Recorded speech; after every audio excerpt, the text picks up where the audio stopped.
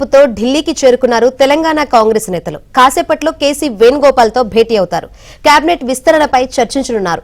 ఖాళీగా ఉన్న 6 కేబినెట్ బెర్తులపై చర్చించనున్నారు. సామాజిక సమీకరణాలు గతంలో ఇచ్చిన హామీల మేరకు కేబినెట్ కూర్పు చేయాలని నాయకులు కోరనున్నట్లు తెలుస్తోంది. సమావేశానికి తెలంగాణ కాంగ్రెస్ ఇన్ఛార్జ్ మీనాక్షి నటరాజన్ హాజరయ్యే అవకాశం ఉంది.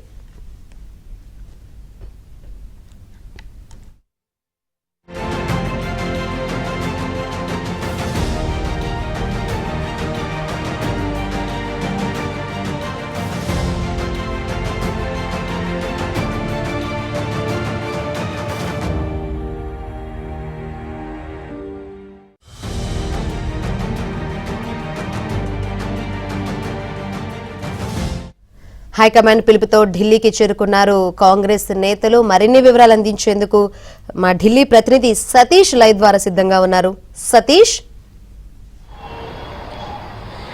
శంకరి, ఢిల్లీ పట్టణంలో మరి కాసేపట్లో ఢిల్లీకి సీఎం రేవంత్ రెడ్డి చేరుకోబోతున్నారు. రేవంత్ రెడ్డి వెంట డిప్యూటీ సీఎం బట్టి విక్రమార్క, అదేవిధంగా మంత్రి ఉత్తమ్ కుమార్ రెడ్డి కూడా మరి కాసేపట్లో అంటే 5:30 గంటలకు వారంతా ఢిల్లీ చేరుకోబోతున్నారు. నేరుగా AICC general secretary KC Venugopal నివాసానికి కానీ ఢిల్లీలో నూతనంగా నిర్మించిన ఏఐసీసీ నూతన కార్యాలయమైన ఇందిరాభవన్కి కూడా వారంతా చేరుకోబోతున్నారు. ఇప్పటికే ఢిల్లీకి పీసీసీ చీఫ్ మహేష్ కుమార్ గౌడ్ చేరుకున్నారు. అదేవిధంగా ఢిల్లీలోనే తెలంగాణ కాంగ్రెస్ ఇన్ఛార్జు మీనాక్షి నటరాజన్ కూడా ఉన్నట్టు తెలిసింది. వారంతా కూడా ఈరోజు సమావేశం కాబోతున్నారు. ప్రధానంగా తెలంగాణలో మొత్తం క్యాబినెట్ కూర్పుకు సంబంధించిన అంశంలో దాదాపు 6గురికి మంత్రివర్గంలో చోటు కల్పించింది. ఇప్పటికే కసరత్తు పూర్తయింది. ఉగాదిలోగా కూడా దీన్ని పూర్తి చేయాల్సిందిగా కూడా అధిష్టానం ఆదేశాలు జారీ చేసినట్టు తెలుసు. అందులో భాగంగానే ఏఐసీసీ పెద్దల పిలుపు మేరకే సీఎం రేవంత్ రెడ్డి, అదేవిధంగా మంత్రులుగా ఉన్న బట్టి విక్రమార్క కావచ్చు, ఉత్తమ్ కుమార్ రెడ్డి కావచ్చు, అదేవిధంగా పీసీసీ ప్రెసిడెంట్ కావచ్చు, వీరంతా కూడా ఢిల్లీకి రాబోతున్నారు. అయితే 6 గంటలకు ఏఐసీసీ కార్యాలయంలో సమావేశం జరుగుతుందని కూడా సమాచారం అందుతుంది. ప్రధానంగా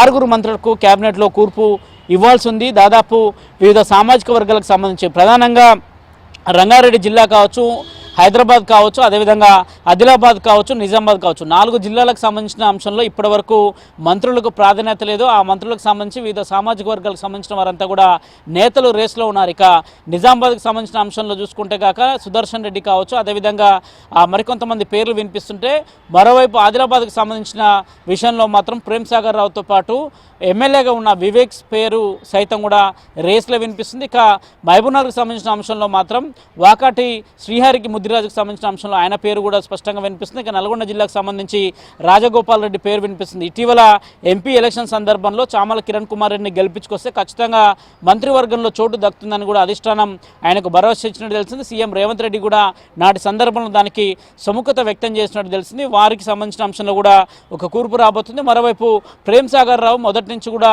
ఖచ్చితంగా తనకు మంత్రి పదవి ఇవ్వాల్సిందే, పార్టీ కష్టకాలం సందర్భంలో కాంగ్రెస్ పార్టీలో ఉన్నాను, నాటి సందర్భంలో కూడా గెలుచుకుంటూ వస్తున్నాను, తన కెరియర్కి ఇది ఒక ఎండింగ్ అనే అంశాన్ని కూడా వారికి అధిష్టానాన్ని నేతలకు చెప్పినట్టు తెలుస్తుంది. మరోవైపు హైదరాబాద్కి సంబంధించిన అంశంలో ఇబ్రహీంపట్నంకి సంబంధించి మల్రెడ్డి రంగారెడ్డి ఆయన కూడా గెలుపొందారు. దాదాపు 3 టర్ములుగా నేను ఎమ్మెల్యేగా పనిచేస్తున్నాను, అనేక అనుభవం ఉంది, ఖచ్చితంగా తనకు మంత్రివర్గంలో చోటు కల్పించాల్సింది కూడా విజ్ఞప్తి చేస్తున్న నేపథ్యంలో ఇక ఎస్టీ సామాజిక వర్గానికి సంబంధించిన వారు ఎవరు కూడా ఇప్పటివరకు కేబినెట్లో చోటు దక్కలేదు. అయితే ప్రధానంగా ఎస్టీ సామాజిక వర్గం సంబంధించిన వారికి డిప్యూటీ స్పీకర్ ఇచ్చే అవకాశాలు ఉన్న అంశాన్ని కూడా తెరపైకి తీసుకొస్తున్నారు. ఒకవేళ వారికి ఇస్తే గాక మరోవైపు చీఫ్ విప్కు సంబంధించిన ఒక విప్పును కూడా ఇతర సామాజిక వర్గాలకు ఆల్టర్నేటివ్గా ఇచ్చే అవకాశాలు కూడా చాలా స్పష్టంగా కనిపిస్తున్నాయి. మొత్తం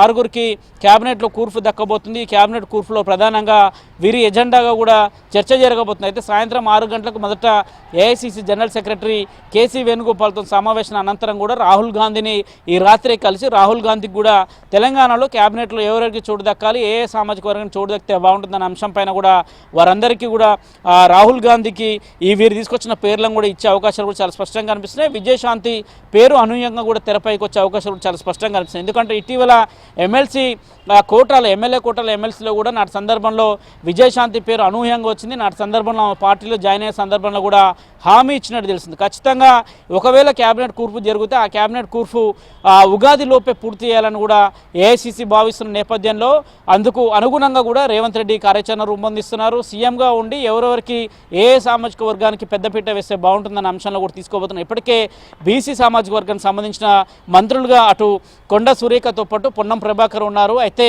తాజాగా మరో ఒకరికి కూడా చోటు కల్పించాల్సింది. తెలంగాణలో అత్యధికంగా యాదవ్ కమ్యూనిటీ కావచ్చు, ముదిరాజు కమ్యూనిటీ కావచ్చు, అదేవిధంగా ఇతర కమ్యూనిటీ ఉన్న నేపథ్యంలో వాకాటి శ్రీహరి ముదిరాజుకు కూడా ఈసారి క్యాబినెట్లో చోటు దక్కుతుందని కూడా ఆశాభావం వ్యక్తం చేస్తున్నారు. గతంలో అనేక పర్యాయాలు కూడా వారంతా కూడా ఢిల్లీ వచ్చి నేతలను కలిసిపోయిన నేపథ్యం. మరోవైపు పీసీసీ కమిటీకి సంబంధించిన విషయంలో కూడా 2 రోజుల్లో పూర్తి చేసే అవకాశం చాలా స్పష్టంగా కనిపిస్తుంది. కాసేపటి క్రితమే మహేష్ కుమార్ గౌడ్ నేరుగా ఢిల్లీ చేరుకున్నారు. సాయంత్రం జరగబోయే సమావేశం అత్యంత కీలకం, క్రూషియల్గా మారబోతుంది. క్యాబినెట్కి సంబంధించిన అంశంలో, కూర్పుకు సంబంధించిన అంశంలో కూడా ఈ రోజే ఒక క్లారిటీ వచ్చే అవకాశాలు ఉన్నాయని కూడా అంశాన్ని కాంగ్రెస్ అధిష్టానం నుంచి అందుతున్న సమాచారం. ఎట్టకేలకు ఈ రోజు క్యాబినెట్ పైన అయితే స్పష్టత వచ్చే అవకాశాలు ఉన్నాయి. శంకర్.